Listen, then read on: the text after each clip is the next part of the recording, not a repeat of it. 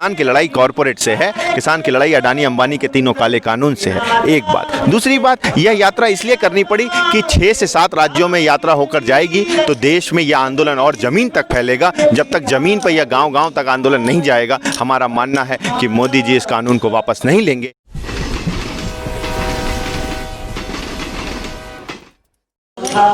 नमस्कार, मैं कल्याण स्वरूप द बिहार मेल के लिए आज हम लोग हैं आरा में और किसानों का एक जत्था जो उड़ीसा से होते हुए दिल्ली को जाना है, अभी आरा में एक कार्यक्रम है इसलिए रुका हुआ है और हमारे साथ हैं इस कार्यक्रम के समन्वयक और इन्हीं से पूछते हैं कि ये क्यों जा रहे हैं और यहाँ पे क्यों रुके हैं और जो सारी बातचीत है इन्हीं से हम सीधे सीधे करते हैं। तो आप अपना नाम बता दीजिए। देखिए, मेरा नाम हिमांशु तिवारी है और मैं नवनिर्माण किसान संगठन का उत्तर प्रदेश का प्रभारी हूँ। सदस्य हूँ संयुक्त किसान मोर्चा का, जो आंदोलन दिल्ली में चल रहा है उसकी राष्ट्रीय टीम का सदस्य हूँ और इस यात्रा का संयोजक हूँ। 1.5 महीने वहाँ रहने के बाद हमने ये तय किया कि हम यात्रा लेकर निकलेंगे। ये इस यात्रा की जरूरत क्यों पड़ी आपको? देखिए, यात्रा की जरूरत इसलिए पड़ी कि लगातार सरकार की तरफ से ये आरोप लगाया जा रहा था कि ये केवल पंजाब और हरियाणा का आंदोलन है। मैं आपको बता दूं कि संयुक्त किसान मोर्चा में जो संगठन शामिल हैं वो पूरे देश से शामिल हैं, तमाम तरीके के संगठन शामिल हैं, सभी विचारधाराओं के संगठन शामिल हैं, लेकिन वो संगठन किसान को सवाल को लेकर हैं। ये संगठनों की लड़ाई नहीं है। किसान सीधे सीधे खड़ा है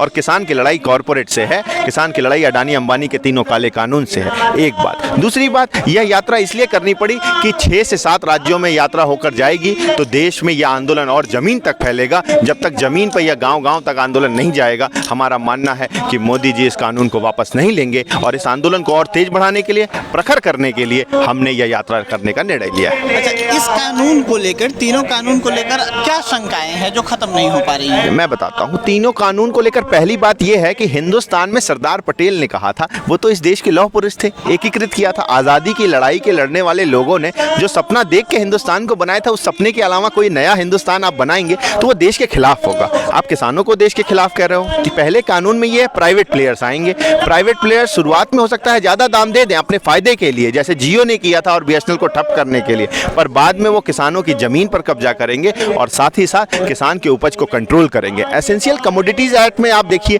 जगह जगह जब समय पर प्याज और आलू की महंगाई बढ़ जाती है तो सरकारें छापा मारती हैं कि किसने गोदामों में रखा हुआ है, और जब बड़ी मल्टीनेशनल कंपनियां हो जाएंगी, सस्ते में खरीदेंगी, बड़ा भंडारण करेंगी, तो आप बताइए महंगाई बढ़ेगी कि नहीं बढ़ेगी? आम आदमी उससे दुख दर्द में होगा कि नहीं होगा? और तीसरा बात, contract farming. Contract farming Hindustan में जिस तरीके से, आप गुजरात का उदाहरण देख लीजिए, महाराष्ट्र का उदाहरण देख लीजिए, कई किसानों पर तो करोड़ों का मुकदमा ठोक दिया कंपनियों ने। तो ये कैसे चलेगा? कॉन्ट्रैक्ट फार्मिंग में आप कोर्ट भी नहीं जा सकते, जो हमारे लोकतंत्र की मूल भावना के भी खिलाफ था। तो पहले तो वो गलती नहीं मान रहे थे, बाद में 6-7 संशोधन के लिए तैयार हुए हैं, लेकिन हमारा मानना है कि अभी भी सरकार, हम वार्ता में रहे हैं, हम देख रहे हैं, सरकार कॉर्पोरेट को निकालने के लिए नहीं तैयार है और बिना कॉर्पोरेट को निकाले इन 3 काले कानून हिंदुस्तान के खिलाफ है, यहाँ के किसान के खिलाफ है। और इसलिए यह लड़ाई उन कॉर्पोरेट को बाहर करने की ही है, क्योंकि सरदार पटेल ने कहा था एग्रीकल्चर इज आवर कल्चर, हमारी संस्कृति का हिस्सा है, उसको बाजार का हिस्सा मत बनाइए। ये सरदार पटेल की भाषा है, मैं कोई नई बात नहीं कह रहा हूँ। ये यहाँ के हजारों सालों की परंपरा में रहा है कि किसान की जीवन और जीविका का आधार उसकी खेती रही।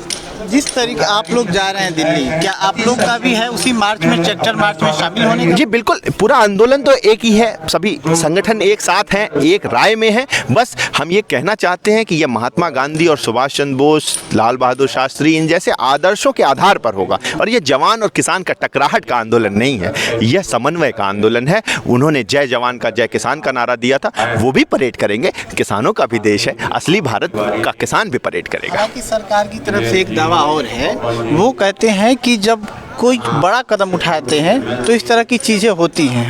हम कृषि में और किसानों के आय दोगुनी करने के लिए एक अमूल चूल परिवर्तन है, जिसके कारण ये हमें ले रहा है। किसको इस चीज़ को, सरकार के इस बयान को आप कैसे देख रहे हैं? देखिए, आप मुझे ये बताइए, ये जो बड़ा कदम की वो बात कह रहे हैं, ये लोकतंत्र है ना, आज़ादी लड़के मिली है, ये कोई अंग्रेजों के गुलाम वाला देश तो नहीं, ना किम जोंग का नॉर्थ कोरिया है कि आपके मन में आया और सवेरे आपने कानून बना दिया रात के अंधेरे में। अगर आपको कोई कानून बनाना है तो किसानों से बात बात करिए, किसान संगठनों से बात करिए, कई कानूनों की ज़रूरत है और कई कानूनों को बदलने की भी ज़रूरत है, लेकिन वो कौन से कानून है पहले ये तो समझ लीजिए। किसानों की ज़रूरत क्या है? किसानों की ज़रूरत ये है कि गाँव में जो आएगा वो महंगा और गाँव से जो जाएगा वो सस्ता। ये जब तक चलता रहेगा तो उनकी जेब में लूट होती रहेगी। ऐसा कानून लाइए, एमएसपी की गारंटी का कानून लाइए।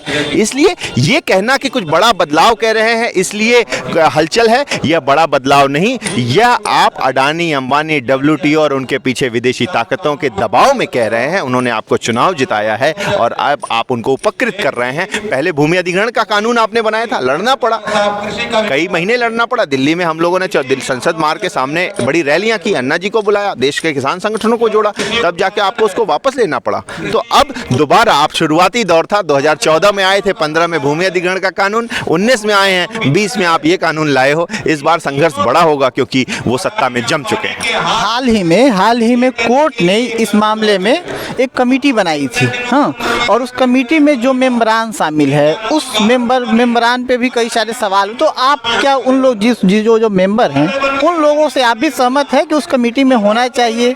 देखिए, पहले तो यह जो सवाल है, यह हमारी वार्ता सरकार से हो रही थी। ना किसान कोर्ट गया था और ना सरकार कोर्ट गई थी।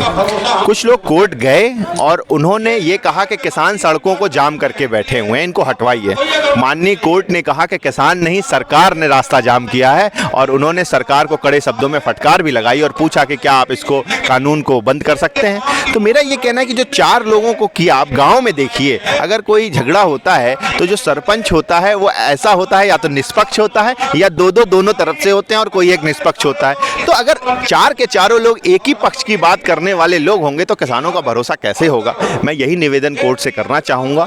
आज कुछ बैठक हो रही है, हमारे संयुक्त किसान मोर्चा भी तय करेगा कि क्या करना है। राष्ट्रीय टीम उसकी आज कोर्ट ने जो बात कहेगी उसके बाद बैठक होगी। कल सरकार से साथ वार्ता है। यह सवाल राजनीतिक है, संसद में ये कानून पास हुआ है तो संसद से ही वापस होगा, हमारा यही मानना है। Thank you.